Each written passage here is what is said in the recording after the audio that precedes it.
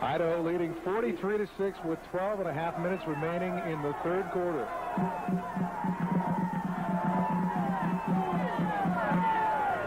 The give is to Thomas. Hayner is there. And Shane McKenna puts the finishing touches along with a couple other Broncos. But that is something that Boise State needed to start a long time ago, that gang tackling. We haven't seen much of that today. Well, I think that's the third play that I've seen any type of gang tackling on. Other than that, it's been a one-on-one and missed tackles all the way for Boise State. And Joel Thomas has looked like Barry Sanders this whole game. It's pretty incredible that it's amazing how you see one team do something one play and then just not do it in any way the next time out. You know, you see gang tackling one play, and then the next play you see guys just missing one-on-one tackles. And it's a weird deal. A fake to Thomas. And speaking of Joel Thomas, the Vandals leading the game 43-6. Run a fake punt for a touchdown.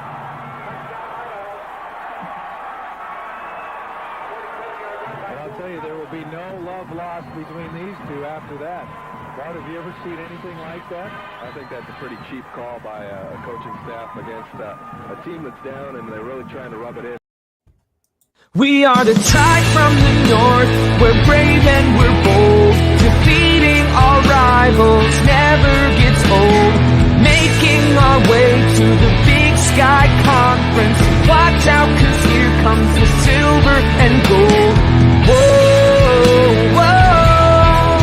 This is Tubbs at the club for the Vandals of Idaho. Welcome back, Mighty Vandals, to Tubbs at the Club, the Idaho Vandals affiliate on the Big Sky Podcast Network. Brian Marceau is yet again picking family over football. So today, I'm your host, Dallas Hammer, joined today by producer-seducer, Martin Heemstra. Joining in as the second co-host today. Martin, how you doing? I'm doing good. It's good to finally have a Vandal win on the first of hopefully many Vandal wins on the season. Yeah, I mean, let's just jump right into it. This is Around the Bar, brought to you by Hughes River Expedition, but we'll tell you a little bit more about them later on in the show. We buried the lead on you guys. Head coach Jason Eck got his very first victory as Idaho walloped the Drake Bulldogs 42-14. Drake being a Pioneer League school, this is a sort of a pay game for them, but they come in and they count as a win for Idaho. So 6 more wins and Idaho's going to the playoffs. Absolutely. But this game started off a little tougher. Idaho ended up actually trailing 14-7 early in the second quarter. Then offense started to click a little bit. Roshan Johnson punched in a 4-yard touchdown that put Idaho up for good 17-14 with 3 minutes and 31 seconds left in the first half. Ricardo Chavez went 4 for 4 on field goals today. So special teams, huge today. Buried the lead on that one as well. Jermaine Jackson had a 79-yard punt return for a touchdown that was absolutely the kill shot in this game. Idaho ended up scoring 35 unanswered points, shut the Bulldogs out in the second half, put up 462 yards of total offense while holding Drake to 210. Idaho, other than struggling a little bit in the first quarter and Drake actually coming out firing on all cylinders, Idaho dominated this game for 65 to 70% of the time. So, Martin, first question I have for you, what went well today for the Vandals? I think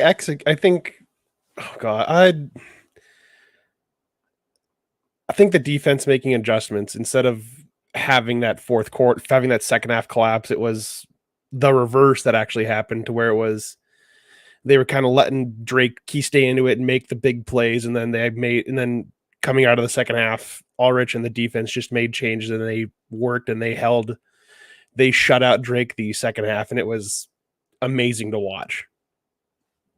Absolutely. That's the big story for me is the defense. Rob Orch's guys looked ready to play from about 3 minutes into that second quarter. They had their issues to start the game. They did hold Drake to I think -2 yards or something like that on the first drive. The first drive was weird. They crushed him pretty good, and then the next 2 drives Drake drove down the field. It was a little bit concerning. They put together a 70-yard drive and then an 81-yard drive. It was a blown coverage. It was about a 75-yard pass play, and then they just had a little sweep outside, and all of a sudden it's 14-7. And the mood in the dome was a little weird. It felt like, holy crap. Jack Schneider actually on Twitter quote tweeted one of my tweets with the Rob Schneider gif oh no, we suck again. And that was what it felt like for a second. Like, this is a team we saw. It definitely felt like Bresky defense was back for a second. Absolutely. It was a little bit of panic mode of, hey, this team held strong with 2 Power 5 teams, and then they're now trailing to a much lower class team in the second quarter. But like you said, much better from the defense. Outside of that, they adjusted and shut the door on Drake. So those first 2 drives, 70 yards, 81 yards. For anybody that's doing the math on that, that's 151 yards. Idaho held them to just over 50 yards the rest of the game. So the defense absolutely tightened up after those first couple drives. Could have been, maybe just a little bit of nerves. Playing first home game for some of these guys, especially first home game with Coach Eck. They changed up the intros, had new videos, had a nice blow up tunnel, like really kind of refreshing Vandal football, it seems. Definitely everything with the refresh stuff. It was way nicer, like game day experience. No more shitty fire extinguishers for the entrance. It was nice. The intro video, I'm not going to spoil what was in it, but it was way better than what it had been in the past. Everything just felt newer and more exciting. I think you mean more exciting. Yep. It was really nice to see Idaho kind of move into a little bit more modern rollout. It felt a lot more exciting than it has in the past. The new lights in the Kibbe Dome also look fantastic. There's no like random changes between orange and white spots. Everything is just unified. It felt a little bit more professional. Having, you didn't have Idaho running through the roll up tunnel as it's going up. It was like, oh, there's actually like a big blow up that's been customized and has Vandal gear everywhere. The lights don't buzz as we're posting here on the YouTube chats. It was a really nice change of pace for that. Felt a little bit more modern, a little bit more not Petrino stinky. Everything has gotten a little bit of a facelift, which is really cool to see. So we talked about the defense. I'm going to say the special teams I thought was what looked the best today. Idaho's special teams, we had a little bit of concern, especially against Indiana when Chavez did not look particularly good. But that was also because of the rain. We had hoped it was because the ball was just soaking wet. That's why some of those punts didn't look great. But the few punts he'd made were decent. Nothing phenomenal. Averaged 37 yards a punt. So not anything great there, but did get one inside the 20. Kickoffs, had 5 touchbacks on 8 kickoffs. So Logan Prescott looked pretty good there. Again, Chavez went 4 for 4. Nothing was terribly long. I believe his long today was 44 yards. So they weren't terribly long field goals, but again, 4 for 4. It's been a while since we've seen somebody do that. And then obviously Jermaine Jackson completely turned the game on its head with his 79-yard punt return touchdown. So really nice to see special teams dominate this game. That's what you'd hope to see, especially in football is a game where it's a lot of the second string guys are the contributors on special teams. They pummeled Drake, which is what you're supposed to do. They have no scholarships, so they don't have the depth Idaho does. You want them to go out there and steamroll them. So that was really nice to see. So Martin, on the other hand of that, what didn't go as well today? What should we be looking at as cause of concern potentially moving forward? I think maybe one thing the Vandal fans might want to look at is maybe the timing and decision making Giovanni makes, or whoever the quarterback is in the future. Sometimes it just felt like he was a little hesitant wanting to on his decision making. Like there was a sack, I want to say, was it the third quarter that just like he probably could have stepped up and threw it away, or stepped up and threw it to somebody. It just felt like there was some inconsistent decision makings. The other one, the TV production was absolutely poopy today as well, from what I saw from highlights. Yeah, so I'm going to get into the TV production first, just because I know a little bit more about that side. Looking at some of the screenshots, I obviously didn't watch it. I was there at the game, as was Martin. The color was completely off, but the interesting thing was while the field looked like almost like a brownish green, and the colors were all just super washed out. It was also on the score bug. So it wasn't just the camera that was messed up. It was almost like the broadcast from SWX itself was wrong. Now, a little insider notes there. I know the guy who was the director at SWX, so he's sitting there with the headset on, like controlling the show. His final day at SWX was yesterday, so it could have just been new guy running the show. I'm not entirely positive that was the issue, but there was definitely something wrong with the broadcast. So apologies to anybody that ended up watching it on TV. The dome actually looks great. The lights really do make a huge difference. You didn't realize it until it's now unified and modern. They don't buzz. They're not different colored. Like, it actually is a phenomenal experience in the dome, but we did hear the TV production was pretty terrible today. As a former SWX employee, I apologize on behalf of SWX for that. But offensively, there's one big concern, and Jason Mayer throwing it into the YouTube chat here for anybody listening live. Injury to Dwyer looked bad. TT in a boot. Hope next man up is ready. So if anybody didn't know, Therese Traynor did not play today. He had his foot in a walking boot. And then Jordan Dwyer got tackled fairly early on in the game. Ended up getting his pads taken off at halftime, was on crutches, and had it wasn't an air cast, but he had some sort of wrap around his ankle. Hopefully he's fine, but he looked pissed when it happened. He was not happy. Hopefully it's nothing serious. His reaction concerns me a little bit, but to go back to Martin's first point, the quarterback play was actually worse than I was expecting it to be. And the stats don't tell the full story here. So McCoy went 17 of 23, 190 yards and a touchdown. No interceptions, long of just 22, and he did take a pretty rough sack there I believe it was the third quarter. So McCoy only had 6 incompletions, but the offense didn't actually gel. If you look at the box score, 42-10, awesome, but Idaho left a ton of points out on the field, and if you get into the nitty-gritty numbers, really not a great day for the offense. The offense only went 3 of 14 on third down. Ended up 2 of the drives they scored on, they converted on fourth down. So 2 of 2 from fourth down, which was nice, but 3 of 14 on third down. It was a struggle. This was probably a game Idaho could have, if they had played a little bit cleaner game. This was probably a game Idaho could have won by 50, maybe 60. This could have been a Simon Fraser type of bloodbath, but it didn't end up that way. It just wasn't the cleanest game, unfortunately, from just an efficiency and consistency standpoint. So Martin kind of mentioned the quarterback decision making. We did see Jack Lane in. Jack Lane, true freshman walk-on. He was the Oregon Player of the Year. Again, walked on, and we thought he was going to play linebacker, and here he is, apparently the number 2 quarterback. I actually thought he looked better than McCoy did. 6 for 8 passing, 113 yards with a long of 64. That's also misleading. That 64-yard pass was actually just a pitch forward to Jermaine Jackson. So it's technically just a wide receiver sweep, but because it's a pitch instead of a handoff, it counts as a pass. So it was a 64-yard run essentially from Jermaine Jackson there. But the one thing about Lane is it seemed like the offense moved a little bit cleaner. They also ran it consistently, and we'll get into the running game here in just a minute. But it felt like Lane was making decisions very quick. Get the ball, scan the field for the open receiver, and let go of it. And he stood back there looking like he was very confident in it. For a true freshman walk-on quarterback, I was really impressed by him, Martin. Oh yeah, no, I was too. It definitely felt.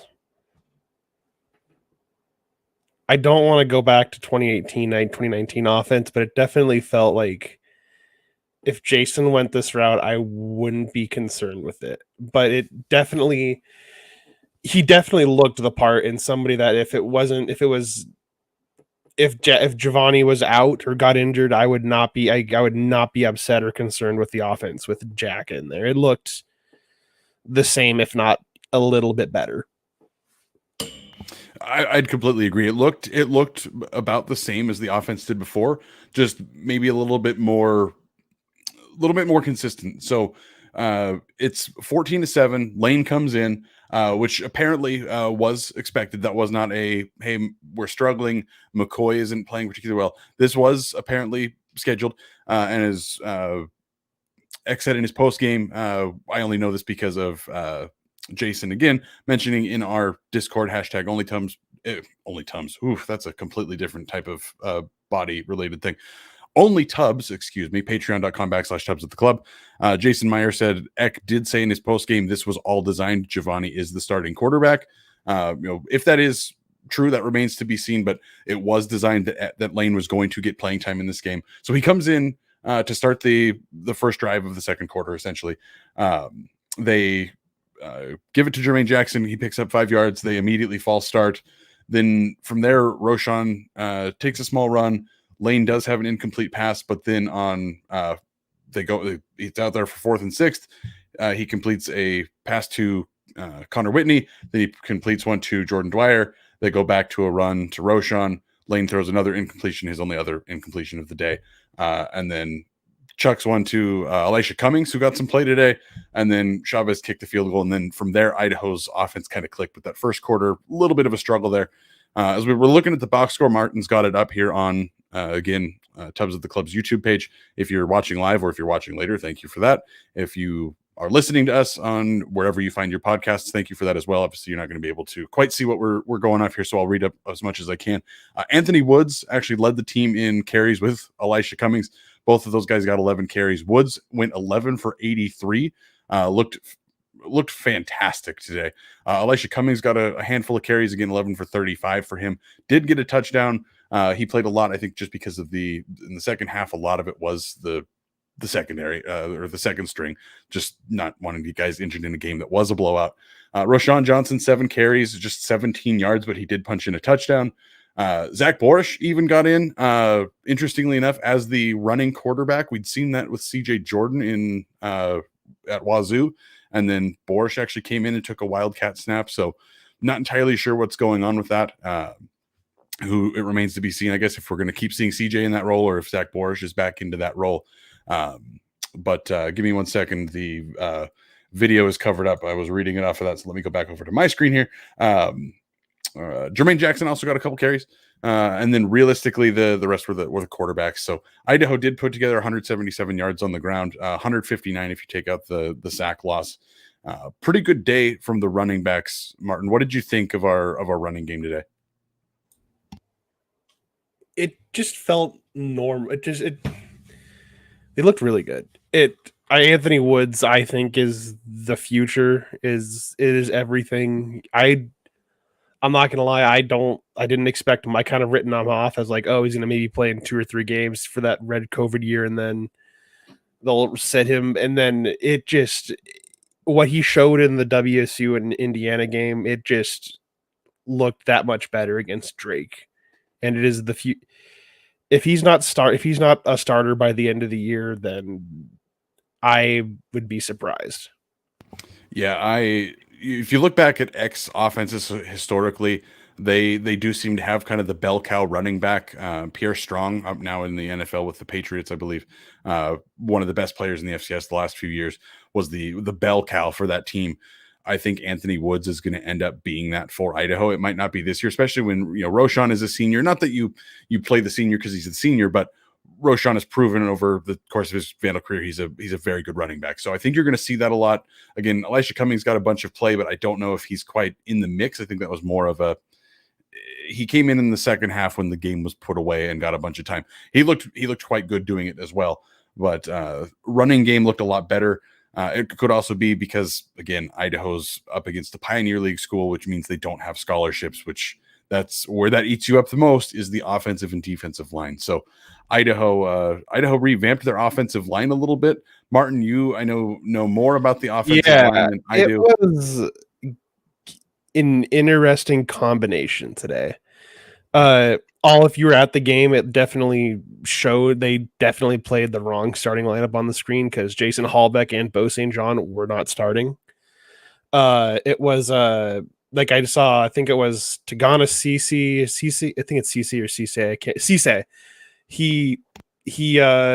He started, and then I think it's like Aiden Knapik or something like that. He was also playing, and I think he was a walk-on from Richland High School, one of those Tri-City area schools. And a couple of the other guys played in. Granted, that was more later stuff. It was definitely a mishmash offensive line today. But again, when you're playing scholarship versus non-scholarship, playing someone like Drake and playing those younger guys is better. The other thing to note, Eliza Sanchez did come out of the game and did not come back in. So hopefully it's just they They played it safe, but something to keep a note on for future games. Yeah, so Elijah Sanchez, our starting center, obviously came out of the game, did not return, but it is nice to see Cisse and Napick both getting some play, especially as true freshmen, and one of them being a walk-on. Eck had told us about that when we interviewed him at the beginning of the year, and said his offensive line at South Dakota State that just mauled people. Like, some of them were former walk-ons, some of them played as freshmen. Like, it wasn't like it was just a bunch of highly rated recruits. Like, he found the right guys, meshed them all together. So this might have been just some of that. It might also be getting some of those guys playing time and in a game that is probably not going to be lost, just to again build up that depth, because they lost Sanchez. Like, what if Sanchez is not going to be able to play for a couple weeks in the Big Sky? Like, that's a huge hit to a group that's already probably the most shallow on the team so far, just because of the way that the previous coaching regime brought things together. So the other thing we haven't gotten into is the receiving stats. So again, we've talked a lot about Jermaine Jackson, 3 receptions for 92 yards and a touchdown. Again, had that 64-yard completion that was realistically a run, and then McCoy threw an absolute dart to him to score the first touchdown of the game. Really good output from Jackson, one of the fastest dudes you're going to see at this level. Looked absolutely electric tonight. Connor Whitney, 6 receptions for 70 yards, becoming exactly the tight end we all thought he was going to be in this offense. So just the safety valve that is good to catch just about anything. Hayden Hatton came back to life a little bit, 4 receptions for 68 yards. Nice to see him kind of fully integrating himself back in. And then Elisha Cummings, 4 for 28. Michael Graves had an 18-yard catch that was really nice. Jordan Dwyer, again, unfortunately, 1 catch for 16 yards, and he got hurt, missed the rest of the game. We'll let you know when we have an update on his injury, but this Eck regime doesn't seem to be speaking a whole bunch about injuries, which, I understand and respect. And there's also it's not like there's a whole bunch of people to bother him about those kind of questions. So don't hold your breath on hearing anything about that, but we'll try to get you guys news as much as we can. Roshan had a couple catches. Dalton Cash had a catch. Anthony Woods had a catch that was taken down line of scrimmage. He didn't go anywhere, but overall, a whole bunch of guys took completions in this game. 23 total catches for 303 yards and a touchdown. Idaho's offense did put things together towards the end of that game, especially once Drake started off being able to just run the ball all over Idaho. Patty Frerks jumping into the chat. Drake's O-line was he didn't say fucking, but he's fucking huge is what Patty's trying to get at. It was very impressive for a school that doesn't have scholarships. Their offensive line was huge. They were opening up holes. They were constantly getting yards on the ground. And then once the game was kind of put away a little bit and they had to throw it a little bit more, didn't go super well for them, but they did start off looking decent on the ground. They ended up with just 62 net yards, 92 if you take their sack numbers out of it. Not good numbers from Drake all around, but again, those first 2 drives, 70-yard drive and the 82-yard drive, they did move the ball well enough at the beginning of the game. So we're already over 20 minutes in, so let's move forward. Martin, who was your player of the game from offense today? Ooh, that's a tough one. I think I'm gonna go with offense. I think I'm gonna go with. I might take the obvious one and just go Jermaine Jackson. He looked like the best player on the field. I know he had the one dumb mistake with the unsportsmanlike conduct penalty, but he was the best player on the field by far. That's probably who I would have gone with too. He absolutely looked like he was the best player on this field. The Petrino regime talked very heavily about Jermaine Jackson and how fast he was and how he was going to bring an element to that offense. And then we never got to see it because he got hurt in his first game. And then he missed the rest of the spring, missed almost all of Petrino's final season, played a little bit there at the very end, but only had a couple catches and was mostly just an enigma. And then he's absolutely breaking out. I think he's probably the best receiver on this offense. I know Terez Traynor has not been seen a whole lot. And we also have Hayden Hatton coming back from injury, but Jackson looked incredible. Again, 3 receptions, 92 yards and a touchdown, as well as the 79-yard punt return. Absolutely electric, brings a completely different level to this offense.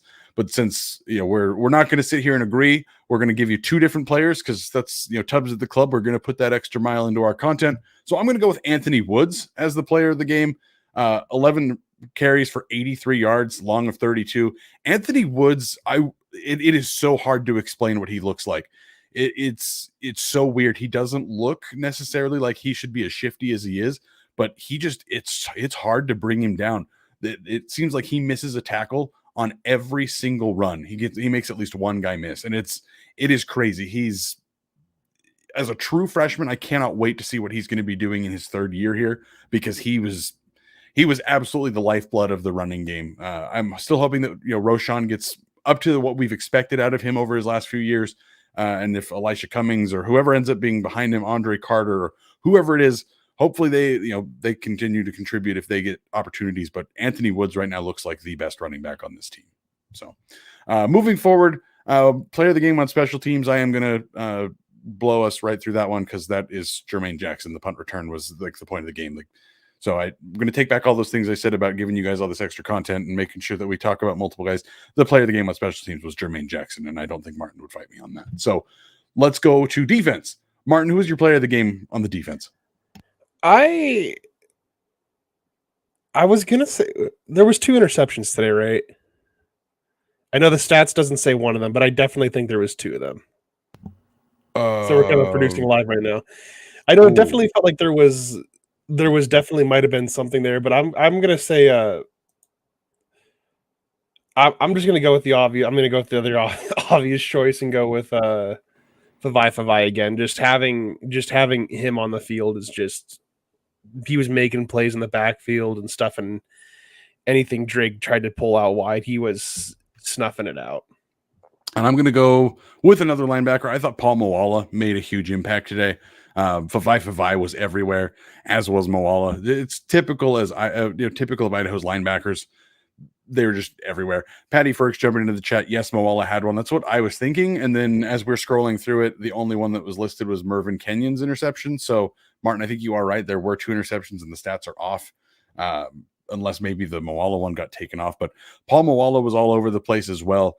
I think you could probably realistically go with any of the linebackers at this point and say that they're a player of the game. Sully Shannon had a great game. He had 6 tackles tonight. So the linebacking core is, again, the strength of Idaho's defense, like you'd expect. So pretty easy to go with that there. We are getting close to the half-hour mark, and we try to keep these a little bit shorter. So we have a couple more things to discuss. But first, let me tell you a little bit about Hughes River Expeditions. I'm sorry, I thought I had the ad read up, but I bombed the hell out of that. Whew, okay, here we go. Call and pretend none of that ever happened. If you're looking for a great all-inclusive week-long vacation, don't look past your backyard. Venture into the largest protected wilderness in the continental United States, located right here in the great state of Idaho. Enjoy a multi-day trip down the Middle Fork of the Salmon, the main Salmon River of No Return, the Salmon River Canyons, or the Selway. And you can even check out special trips like one to see the Perseid meteor shower. Camp on pristine bitches. Yes, I did say bitches. Run amazing whitewater, hike scenic trails, spot wildlife, soak in beautiful natural hot springs, take in the history along the river, and fish some of the most remote stretches of river in the entire country. You just bring your clothes and let HRE handle the rest. Hughes River Expeditions has been Vandal owned and operated since 1976, and they're ready to take you on the vacation of a lifetime. What are you waiting for? Find out what it's like to grab a paddle, catch dinner, and ride the bull all throughout the Gem State. Call them now at 800-262-1882 or check them out at hughesriver.com. So Martin, we've kind of broke down a lot of the stats and the numbers about this game, but I want to get into emotion with you. How do you feel about this Vandal team now, immediately after Coach Eck's very first win? How do you feel about this team now than you did even a week ago? I feel good, but at the same time, it still didn't feel like a wire-to-wire complete game from them. It still kind of felt like they only played 2 halves or 3/4 of a game, really, and didn't put a full game together. And that is still like the one thing I would want to see out of them. That'd be like my one nitpicky thing from this game, even coming out of a win, but still they definitely need to still put 2 halves together for me to feel like really good. I've been saying more excited than I am already. I agree. I think the way I would phrase this is I am less excited about the future of this team and the the record at the end of this year after this win that they won by almost 30 points than I was in the losses against Wazoo and Indiana. Against Wazoo and Indiana, it looked like, okay, hey, there's obviously some difficulties. Like they lost both games, like you would expect to Power 5 schools, but there's some things that just could be cleaned up, and then it's going to be smooth sailing, and they're going to roll through the big sky. And then it was tough to see. They came out and didn't look great against Drake, and a lot of those things were still struggling. We talked about the third downs and going just 3 conversions on third down all game. That's not going to get it done against like the Montana's type schools. You are going to have to be converting at much closer to a 50 or even higher percentage than going 3 for 14. Idaho also, penalties were a problem again. Drake only had 1 penalty today. Idaho had 10 for 85 yards, and some of them were backbreakers. Some of them were kill the drive before it even gets started because of that personal foul. So that was really, really tough to see. But on Spin Zone, Jason Mayer jumping into the comments, adjustments after Q1 were needed, and we got to see those. That is the thing. As poor as some of the stuff was in the first quarter, where drives weren't being sustained, Drake was just running all over. The penalties were hurting drives. Things did pick up after that first quarter, and then shortly into the second. For 2.5 quarters, Idaho pounded Drake the way that you would expect to see them, and so that's what you have to hope for at this point moving forward, is that we're going to see that. But it does make me a little bit nervous that the things we hoped would get cleaned up, and it was just, hey, you're playing on Power 5 schools on the road, maybe at home against opponents closer to your caliber, maybe you're going to clean that up. Still a work in progress there. So, Martin, I know before the season started, we were talking about, Idaho looked like a 4 to 5 win team, maybe 6 on a good day. Are you still kind of feeling that? I know I'm not trying to get into too much future projection, but you still feeling pretty good about, like, we think that the team is going to be better than we thought they would be at the start of the year? I still think so. I definitely, maybe there's a little more pause for concern in those games that maybe I pause for thought, I should say, about like when there is the games that maybe there were 50-50 that I leaned Idaho. It might be more a true 50-50, say Sac State or UC Davis, than I was thinking before. That's where I'm kind of at with things right now. I think I've only got one other thing I want to bring up, and it's not necessarily about how Idaho played on the football field. So, Martin, I'm going to give you one last chance. Is there anything else about this game that you think we need to speak about? Anything we missed? Anything you wanted to get off your chest? I guess the big thing that I wanted just to point out was it was another game where Idaho is still positive in the turnover differential, and that is something that hasn't been. I don't think it's been a long time since Idaho fans have been able to see that happen, and it is a big step forward with how things have been in the past. Yeah, guys, you need to get your asses to Moscow to watch this team, because Rob Orich is not going to be here for very long. Even in a rough first quarter, like Martin said, this team won the turnover battle yet again. This is not something we've seen from Idaho in quite some time, honestly, since Bresky was brought in. We did not see that so much. The Big Sky is a really good conference, and Idaho's going to have losses. They're probably going to have a game that they're going to win that they shouldn't win, like the Montana game. There's going to be like some sort of upset like that. Realistically, they're probably going to lose a game that they shouldn't, like maybe NAU next week or Portland State in a couple weeks. Like, there's going to be some growing pains here. This is not a team that's going to just roll through and lose maybe one game on the way to a bye in the playoffs. We're not there yet, but you can absolutely see in the fact that this defense is mostly the same guys from last year, and they went from being complete dog shit to, yes, today was against a lower quality opponent, but the defense has looked very good against 2 Power 5 schools and then a fellow FCS school. This is a guy who's probably going to end up getting a head coaching job. Rob Orich's personality is incredible, so he's probably primed to be a head coach somewhere. But get here, guys. Get here and see this. This is absolutely the making of a new era of Vandal football. So, speaking of eras of Vandal football, the one thing I did want to bring up today, Idaho inducted Ray McDonald, former running back, into the Wall of Honor. Had his number 32 retired. For anybody that doesn't know too much about Ray McDonald, he played here in the 60s. He was actually a first-round draft pick in the 1967 NFL draft. He's also very well known for being he was both black and homosexual, and those are not things that you see a whole lot out of football players in the 60s. So they played a video for him. He unfortunately passed many years ago. We're talking 30 years ago. But they did do a very nice, very nicely done presentation. You can see on the screen here, Martin's got the honoring Ray McDonald.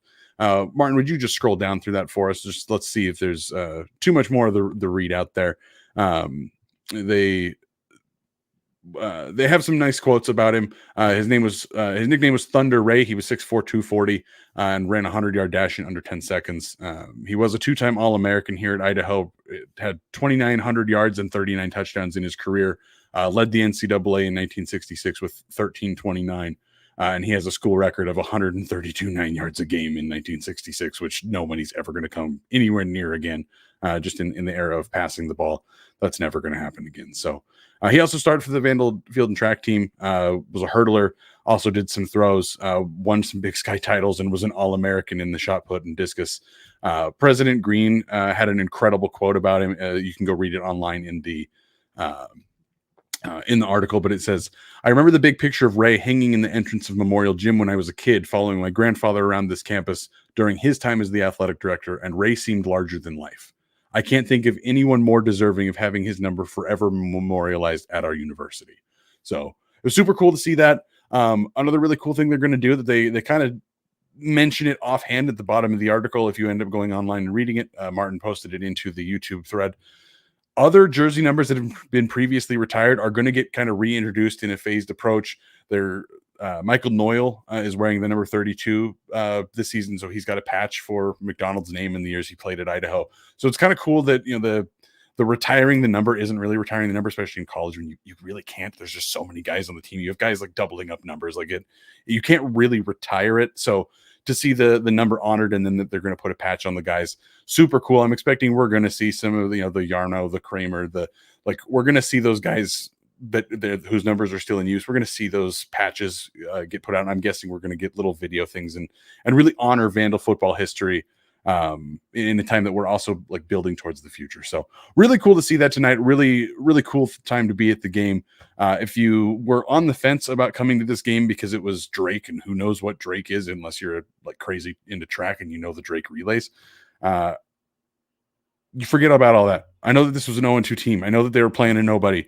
Forget that shit. Get down to Moscow. This is you guys are, for the long-time listeners, you all know that I'm the most negative person you probably listen to. For the newer listeners, you might not hear that as much because of the excitement around this program, but I have long been a sourpuss, and this is not the time to be a sourpuss. This team is legit. They are going to walk over a handful of different Big Sky schools. They're going to be competitive in, I would assume, every single game, including the Montana games that I know are historically blowouts over since the time they've dropped back down to the FCS. But guys, this is happening. You need to get in there. Student section was electric tonight. Didn't have as great of a crowd turnout as you'd hope.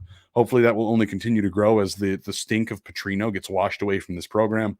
But Jack mentioned it in the comments. Come to the Dome, you get a light show too. Again, they did upgrade the lights, so all of the pageantry of college football, which a lot of people are really love and appreciate about this sport, Idaho is trying to do a better job of moving that forward. Jason Mayer jumping into the comments. Tailgating was on point today. Come join the fun. And then Martin just dropping the hammer here. No more pee-pee smell. And that's, I think, something we can all hope for. Again, #OnlyTubs. Martin, any last thoughts before we move on? Nope. Buy your tickets for homecoming next home game and just come out and support the team. Come out and play. Make that one a sellout. It's homecoming. Just come out and support this team. It is a lot of fun.